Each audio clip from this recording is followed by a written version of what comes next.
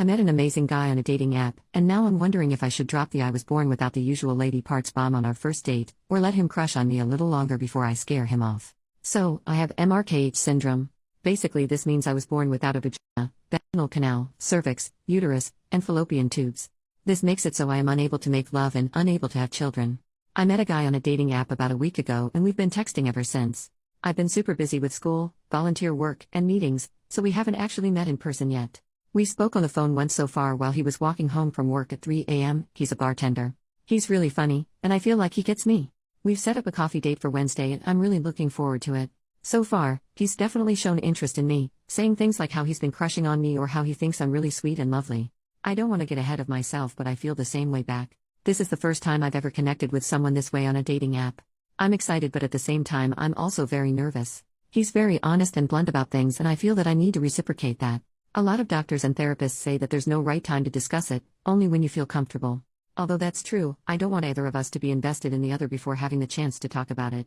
So I guess my question is, how long should I wait before telling him? Would it be too much if I told him on our first date? I mean, for all I know, maybe he won't even be interested in me after we meet in person. But at the same time, if he is, I'm not trying to scare him away. And a follow-up question, how do I begin to tell him? Maybe a funny way to approach it? Or a good conversation starter that could lead the conversation towards my condition? I've told one guy before and that didn't go too well. I waited a month to tell him and I ended up crying while doing it. He was interested in me before I told him, but afterwards, he was only interested in being friends with benefits. My self-esteem definitely took a kick with that one. First update 5 days later, I apologized for the length of this, but I suppose I needed something for me to lay out what happened and come to terms with it myself. In short, it went terrible. And frankly, I didn't handle it well. The original plan was to get coffee, see how the date went and go on from there. He told me he had been recently fat-fished, not sure if that is the correct term, but he had previously met up with a girl who was way heavier than what was presented in her dating profile, and it allegedly went poorly. He was texting me less and less leading up to the day we planned on meeting, last Wednesday. He texted me Tuesday morning saying that he was sick, and apologized for the lack of communication. I had classes that day and was only able to get back to him later in the evening. I asked him if he was busy because I wanted to call him, see how he was feeling, and figure out what the plan was. I told him that health comes first, and we can always reschedule, but he insisted how badly he wanted to see me. Somehow he convinced me to see him Tuesday, at his place, even though he was sick.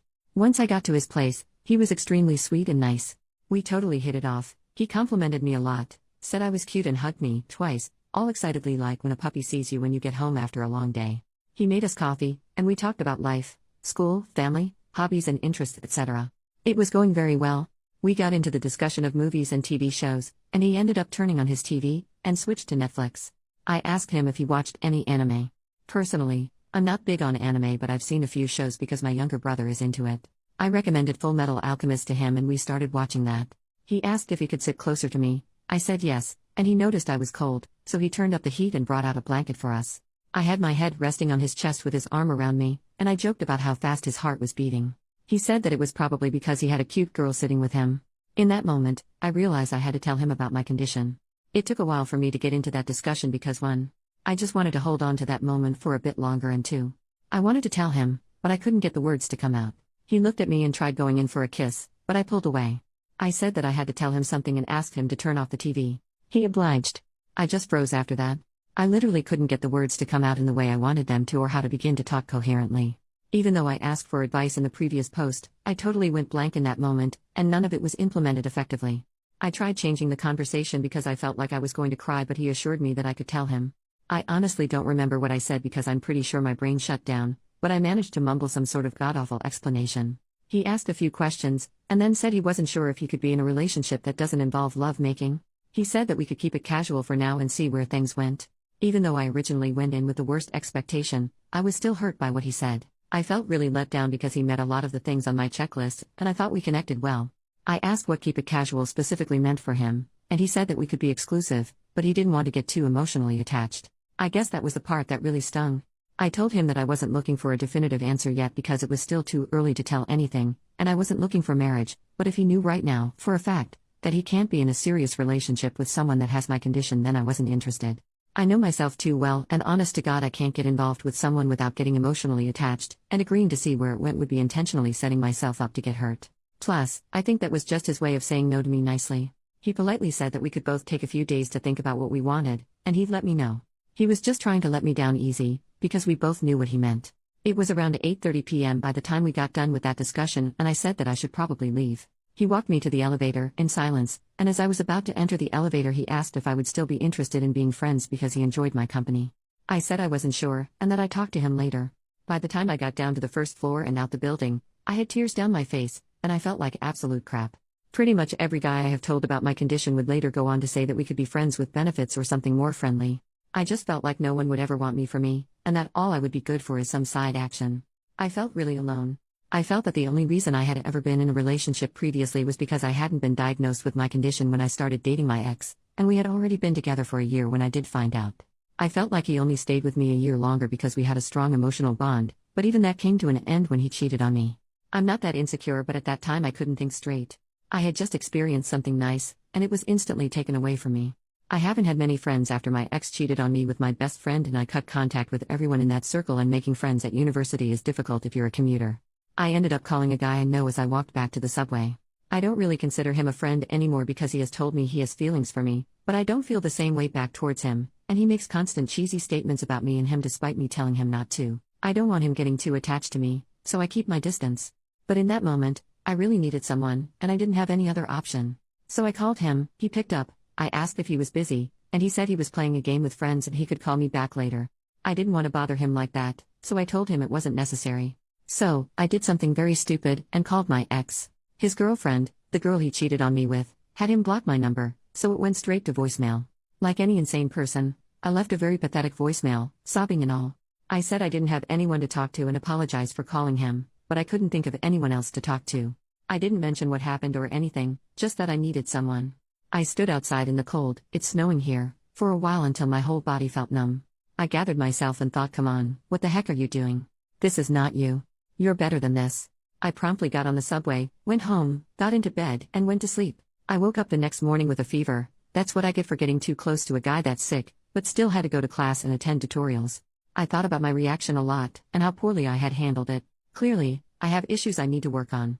I stayed late after the tutorial getting extra help, and after my TA was done helping all the other students, I went to her office and privately asked her if she had any recommendations for someone that I could talk to on campus. She asked me if it had to do with academic stress or something more personal. I said the latter.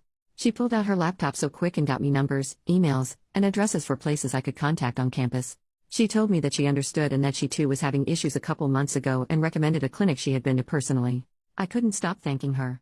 Before I left, I said, it's not a big deal or too serious. I guess things could always be worse, and without skipping a beat, she said yeah, but things could also be a lot better. I thanked her for her help and left. He hasn't texted me in 2 days now. I'll wait a little longer, but I guess I got my answer.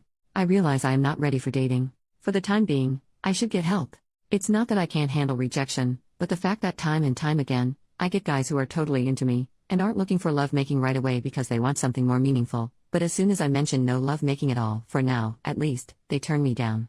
If they rejected me right from the start, and we didn't get along well, I could handle that perfectly fine. I can't help but think I'm a defective human, and will never find a guy who would appreciate me for me. I have yet contact the number my TA gave me. If you've read this far, thank you. If you have any advice, things I should improve on, better ways to handle situations like this, constructive criticism, or any other comments, I would greatly appreciate it. Thank you. Final post 2 more days later. I just wanted to address some common questions, and to clear up some things I've mentioned in the comments briefly. I hope this post is a little more coherent and organized than my previous ones. But before I do that, I really just want to thank everyone for all your nice messages and advice. You have no idea how much it actually means to me, and how much I appreciate it. Quick update, I texted Kyle yesterday and he replied. I asked him how he was feeling. He said he was even more sick than earlier. I said I was too, and I said it was his fault, in a joking way, because it was just as much my fault too. I told him about how I had a volunteer thing at university which I went to and how I nearly fainted because of my fever and ended up coming home early. But that was it. We didn't talk about much else because he stopped responding. In addition to this, I haven't called the number my TA gave me because they are only open Monday to Friday from 8 a.m. to 4 p.m. So, I'm going to be doing that on Monday, hopefully. My condition, the exact name for my condition is Mayer-Rokitansky-Kuster-Hauser syndrome, or MRKH syndrome for short.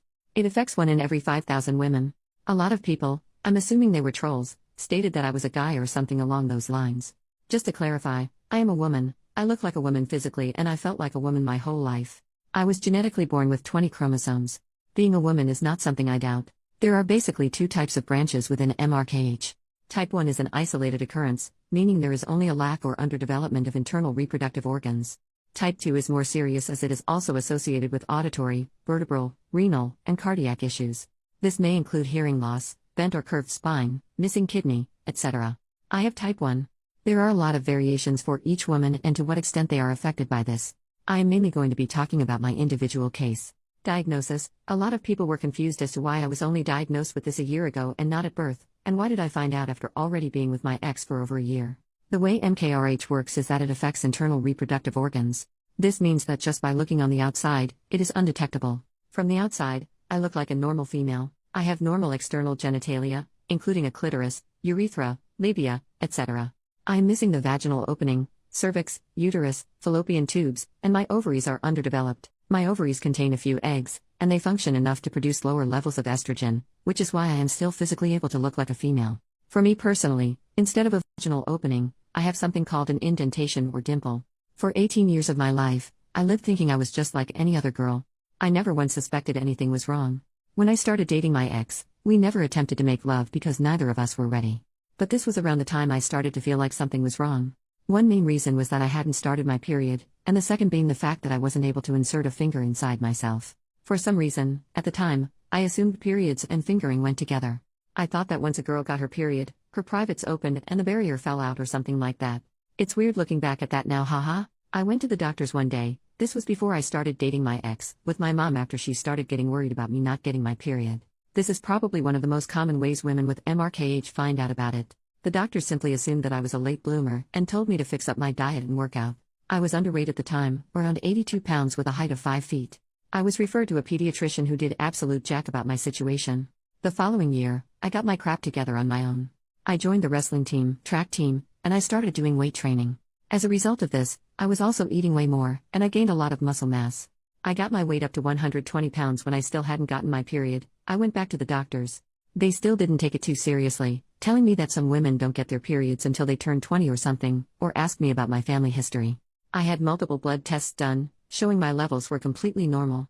I didn't feel like everything was normal, so I switched around doctors, seeing different specialists, and pediatricians, getting more and more blood tests done each time.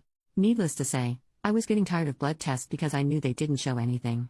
One doctor said my prolactin levels were too high, but I think that was circumstantial. Prolactin is the hormone that produces breast milk in pregnant women, and she kept insisting that I had breast discharge, which is something I had never experienced before in my life. Somehow, I can't exactly remember which doctor, I ended up getting put on birth control pills as an attempt to reset my biological functions and induce a period. I diligently took the birth control pills every day. Nothing happened. This is when I thought, is it just me or does healthcare in Canada suck? Then another doctor suggested I get a pelvic ultrasound done.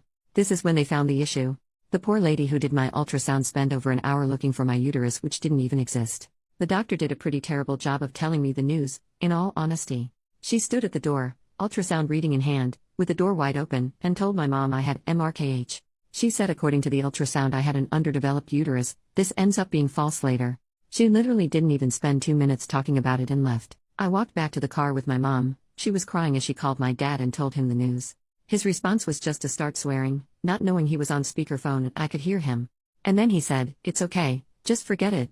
I came home, and I did some Googling and started to learn more about MRKH. I had already been with my ex for over a year up till this point, and I texted him while he was at work, and told him about it. I also added that if it changed anything between us, that I would understand, and I wouldn't hold it against him. As much as I might hate him now, he was the only one who ever handled this news properly, which is something I really needed at the time. After the initial news, my doctor handed my file over to a sick kids hospital in downtown Toronto as they were better equipped to handle cases like mine. They started off by wanting to get everything straight with what they knew about my condition. They had me get an MRI done because, although ultrasounds are more inexpensive, they are not as clear and detailed as an MRI. I also had an ear exam, x-rays of my spine, and another pelvic ultrasound, to check kidneys. Doctors aren't allowed to disclose patient information, and of course, the poor lady spent a good while looking for my uterus and even called in another technician to help. I ended up asking them if they were trying to look for my uterus, because I didn't have one. The look on their face was hilarious, as I'm sure they probably never heard of my condition either. After I met up with my doctor, and everything was figured out, I was properly informed that I did not have any issues with my spine, or kidneys, or ears, but I was missing a uterus, cervix, vaginal canal, and fallopian tubes. I was called in for another appointment after a couple weeks, and they did a physical examination where they wanted to measure the depth of my vagina. They had me lay down with my legs in the stirrups, and they took a Q-tip covered in a lubricant gel and inserted it in me. The depth of it was about 3 millimeters deep. It was actually quite painful, and I hated doctors by this point anyways. Family situation: my parents are pretty religious, and discussions about topics about the female body, menstruation, and private matters like that are highly taboo. Everyone knows about it, but no one talks about it. My mother isn't educated and she doesn't know English well, so most of the time when I went to the doctors, I went with my dad. It was very weird and awkward. The few times my dad refused to go with me, I went with my mom and had to translate everything the doctors were saying for her. After my last appointment with Sick Kids Hospital, they referred me to a social worker who gave me her business card, some brochures and other things with information about my condition. My dad took those from me and threw them out, saying I didn't need them. They also asked if I would like to attend the support group meetings they had weekly at the hospital, to which my dad also insisted that I didn't. Going to therapy at the hospital in secret isn't an option because it's too far. I can't drive on the highway yet, and it would be impossible for me to make up some lie to go. Taking the bus there would take over 2 hours, which I don't particularly mind doing if it helps me, but I don't have time due to school. I actually got a letter from the hospital in September about a pretty cool MRKH conference here where different doctors came with information and everyone dealing with it was invited. I really wanted to go. But again, it was far. I figured since it was a once-in-a-lifetime opportunity, I could definitely bus there. The event started at 8 a.m. and busing literally took 5 hours. It was unrealistic for me to go. So then I told my parents about it and they said, "You don't want to go to that. They'll put all sorts of rubbish in your mind and now you're not really a woman." I tried arguing that it was exactly the opposite of that, and that they want to inform you that you are a woman despite the lack of certain organs. They responded by taking away the letter, which had a website address on it, I had received from the hospital, and throwing it away. I had someone telling me that I need to stand up to my parents. My parents aren't the issue, but my dad is. Unfortunately, due to the circumstances that I don't particularly want to reveal online, standing up to him jeopardizes everything for my mother and my younger siblings, which is something I refuse to do. I am well aware of the crappy situation I am in. I know they are being abusive, in more than one way. I've thought long and hard about it, and I've come to the terms that not doing anything about it is the best approach. I'm not saying this out of fear or wanting to be selfish and pretending like we're a normal family. I've seriously taken everyone's well-being and the future of my younger siblings into consideration, and unfortunately, this is the best option for now.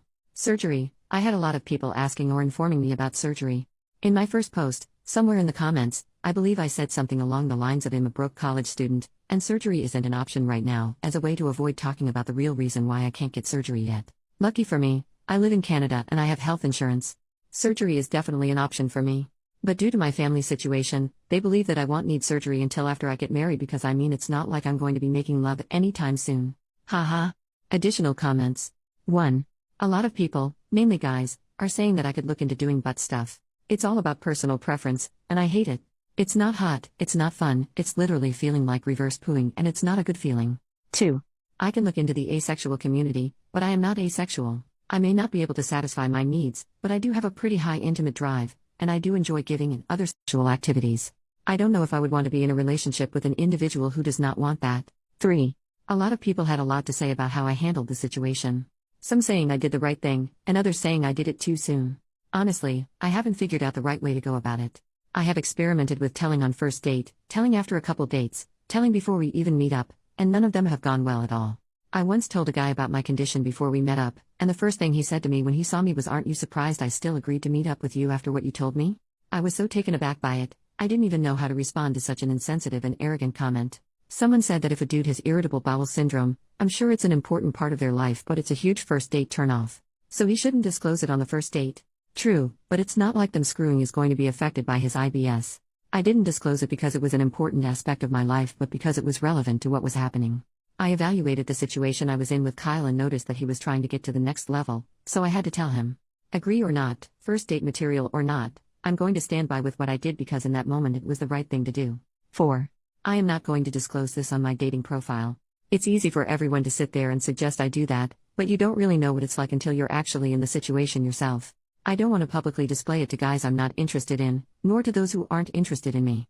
I know guys who also use those dating apps, and I don't want them to stumble across my profile and find out about it. 5. The guy I ended up calling on Tuesday night, after I left Kyle's apartment, he knows about my condition. He has told me that it wouldn't bother him. I had a lot of messages telling me that I shouldn't friendzone him, and that I should give him a chance. Here is the real reason why I'm not attracted to him, nor why I would never ever give him a chance. He's basically doing nothing with his life. He's 24, lives with his mom, doesn't work, can't drive, plays video games all day, uses his depression and anxiety as an excuse from putting in any effort towards having an independent life. Whereas I, on the other hand, I work part-time, I study my butt off in school, and I make time to do extracurricular stuff. I also deal with depression, self-harm, and self-destructive thoughts. But I treat each day as an opportunity to make progress. I'm not saying I'm better than him because our circumstances are very different, nor am I saying that he's not trying his best because everyone deals with things differently. I'm just saying he doesn't have his crap figured out yet, and I'm not into that. In addition to this, he was once involved in a situation where he was the other guy. He was involved with a girl who had a boyfriend, and he knew this before getting involved with her but continued with it anyway because he was lonely. I was on the opposite end of that kind of situation, and even though he might not be aware of the magnitude of his actions, I am. There is no way I am dating someone who selfishly puts their needs first and is able to convince themselves that cheating is somehow okay. 6.